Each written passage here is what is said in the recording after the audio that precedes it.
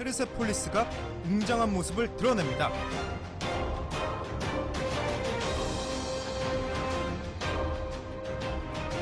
(2500년) 전 세워진 고대 왕국 페르세폴리스.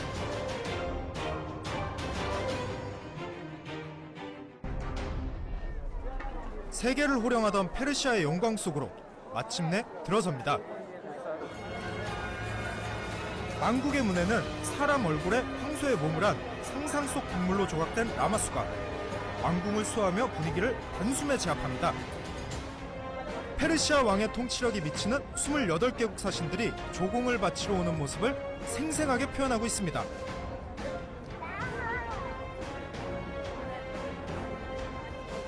인도에서부터 이집트까지 오리엔트를 통일했던 세계 최초의 대제국 페르시아의 위세를 실감할 수 있었는데요.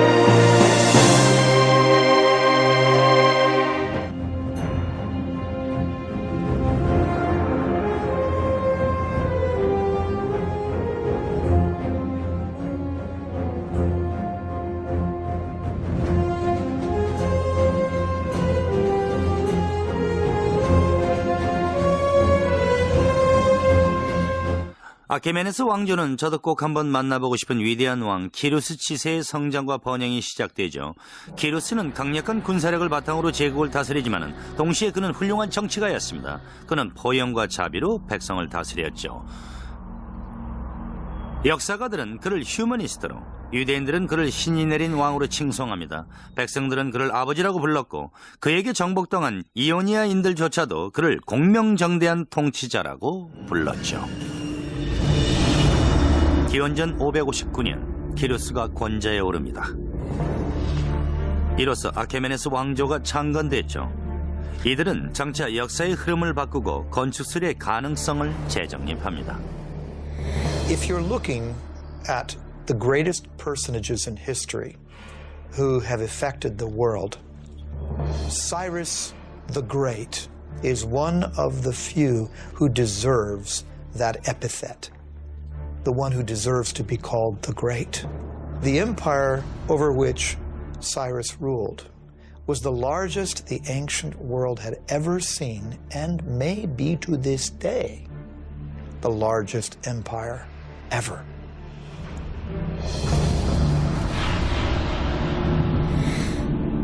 기원전 554년 키루스는 정적들을 물리치고 페르시아의 유일한 강자로 등극합니다. 이젠 세상을 정복할 차례였죠. 그에 앞서 제국을 다스리기 위해서는 그 위상에 걸맞는 웅장한 수도를 건설해야 했습니다.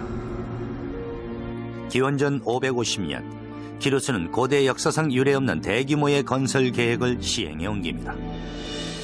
현재 이란 남서부에 있는 페르시아의 첫 번째 수도 파사르가다에가 그것입니다. Cyrus was a very innovative builder, and I might add that his standards were particularly high. We can also say that his building project reflected in some ways the technologies that he found in the course of his various conquests.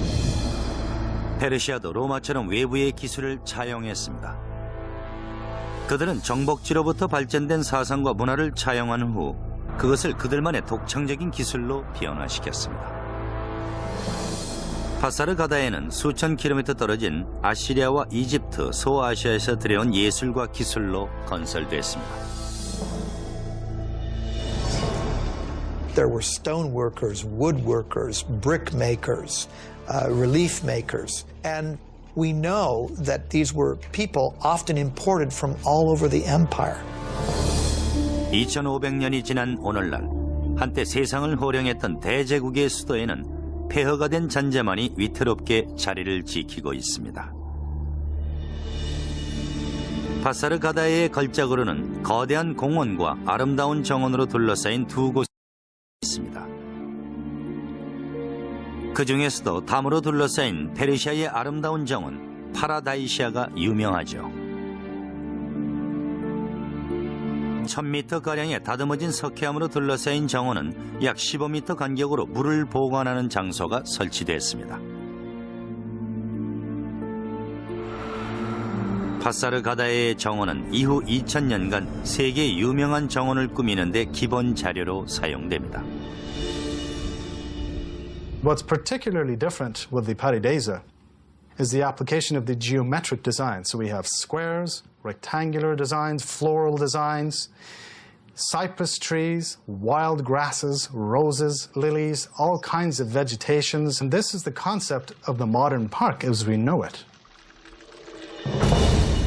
파사르가다에가 건설되는 동안 키루스는 차례차례 이웃 왕국을 점령해 갔습니다. 하지만 그는 여느 정복자와는 다른 점이 있었죠. 그는 고대 통치자로서는 드물게 피정복민을 노예로 만들지 않았습니다. He recognized the local validity, if you will, of different religions and beliefs and allowed those things to persist. 기원전 539년 키루스는 바빌론을 정복하지만은 그는 자신을 정복자가 아닌 독재자의 핍박받던 백성들을 구해낸 해방자로 표현을 합니다. It's about the size of a rugby ball. It's made of clay and it's been fashioned into a cylinder shape, covered with close writing and then baked dry in the sun. And as you can see, it's been knocked about a bit, which is not surprising because it was made 2,500 years ago and was dug up in 1879. But today, this thing is, I believe, a major player in the politics of the Middle East. And it's an object with fascinating stories, and stories that are by no means over yet.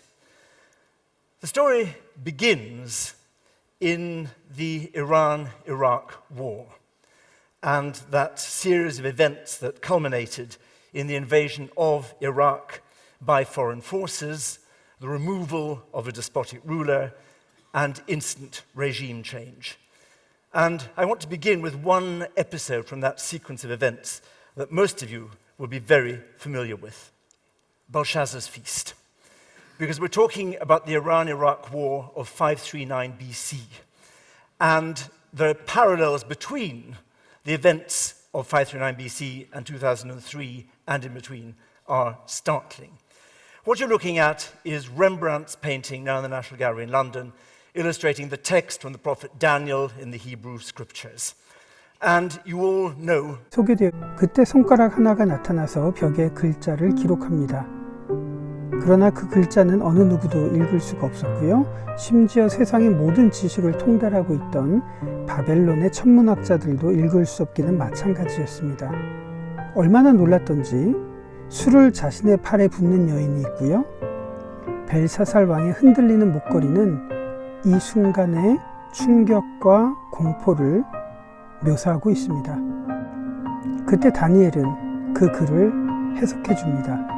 메네메네 데겔 우바르신, 한마디로 말해서 하나님이 역사를 주관하고 계신다는 말입니다. 그리고 이 연회가 끝나고 바벨론은 페르시아에게 멸망을 당해서 영원히 역사 속으로 사라집니다.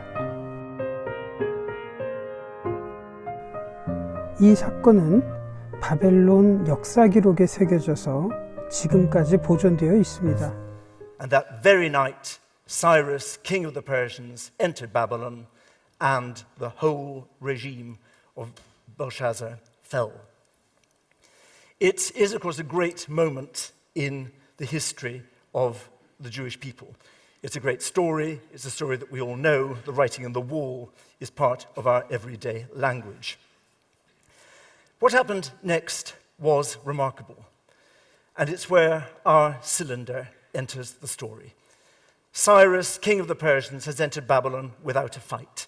The great empire of Babylon, which ran from central southern Iraq to the Mediterranean, falls to Cyrus.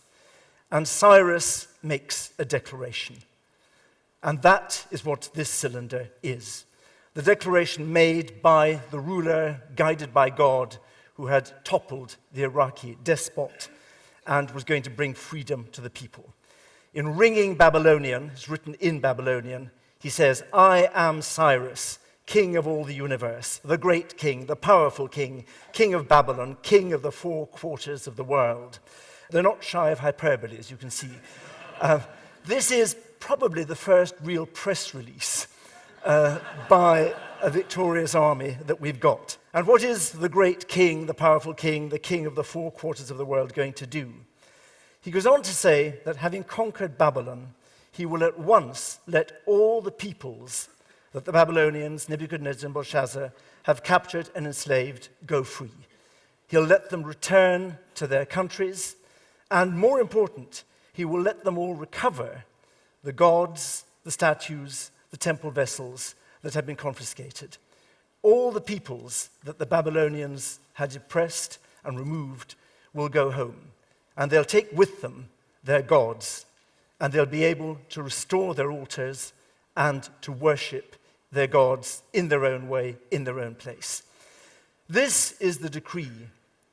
This object is the evidence for the fact that the Jews, after the exile in Babylon, the years they'd spent sitting by the waters of Babylon, weeping when they remembered Jerusalem, those Jews were allowed to go home. 다 준다는 뜻입니다. 여호와라는 이스라엘의 유대인들의 신이 이 고레스 왕을 축복했다는 겁니다. 바빌론에서 갇혀있던 유대인들을 석방시키죠, 고레스가. 그렇죠? 보십시오. 이게 페투시트인데요. 바빌론에 갇혀있던 그 유대인들을 석방시켜줍니다. 바빌론 강가에서 시온산을 생각하며 눈물을 흘리고 있던 그 시편에 나오는 이야기가 반복되고 있는 거죠. 자, 바사가 뭡니까? 바사, 페르시아입니다. 이 성경이 번역이 다시 돼야 돼요. 제가 주장하는 게, 저도 신학자지만, 이거 바사라 그러면 안 되는, 페르시아의 왕이라고 그래야죠. 그 다음에 키루스라고 그래야죠. 무슨 고레스예요. 그 무슨 고레스?